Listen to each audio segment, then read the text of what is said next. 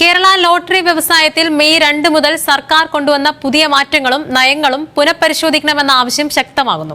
40 രൂപയിൽ നിന്നും 50 രൂപയായി വർദ്ധിപ്പിച്ച പുതിയ ലോട്ടറി നിരക്കിലും സമ്മാന തുകകളിൽ വരുത്തിയ അപ്രതീക്ഷിത മാറ്റങ്ങളിലും ലോട്ടറി മേഖല സ്തംഭിച്ച മട്ടാണ്. ഏജൻസി ഉടമകൾ മുതൽ ഇടത്തരം വിൽപ്പനക്കാരും ഇരുന്നും കാൽനടയായി നടന്നും ലോട്ടറി വിൽക്കുന്നവരും വരെ കടമെടുത്ത് തൊഴിൽ ചെയ്യേണ്ട സാഹചര്യമാണ് ഇതോടെ സംജാതമായിരിക്കുന്നത്. എന്തെങ്കിലും വല്ലപ്പോഴും അടിക്കുമെന്ന പ്രതീക്ഷയിൽ ലോട്ടറി എടുത്തിരുന്നവർ ഇനി മുതൽ ലോട്ടറി എടുക്കുന്നില്ല എന്ന നിലപാടിലേക്ക് എത്തിയെന്നാണ് പ്രതികരണങ്ങൾ. പലയിടങ്ങളിലും ലോട്ടറി കൂട്ടമായി കത്തിച്ച് ജനങ്ങൾ തെരുവിൽ പ്രതിഷേധിക്കുന്ന കാഴ്ചകളാണ് ഇപ്പോൾ കണ്ടുവരുന്നത്.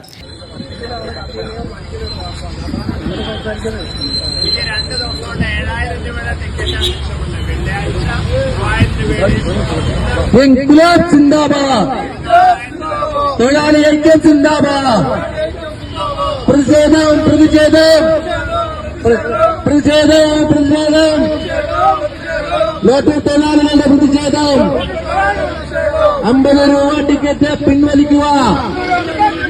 50 രൂപ ടിക്കറ്റ് പിൻവലിക്കുക.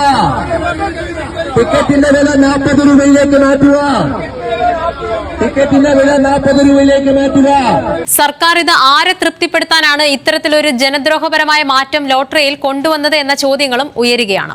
ആദ്യം 1ഉം 2ഉം സ്ഥാനങ്ങൾ വർദ്ധിപ്പിച്ചെങ്കിലും 5000, 1000 പോലുള്ള സമ്മാന തുകകൾ കുറച്ച് 2000 എടുത്തു കളഞ്ഞ് പകരം 50 രൂപയുടെയും 100 രൂപയുടെയും സമ്മാനങ്ങൾ ക്രമാതീതമായി വർദ്ധിപ്പിച്ച് ലോട്ടറി എടുക്കുന്നവരെ പിച്ചക്കാർക്ക് തുല്യം കാണുന്ന സമീപനമാണ് സർക്കാർ സ്വീകരിച്ചിരിക്കുന്നതെന്നാണ് പരാതികൾ.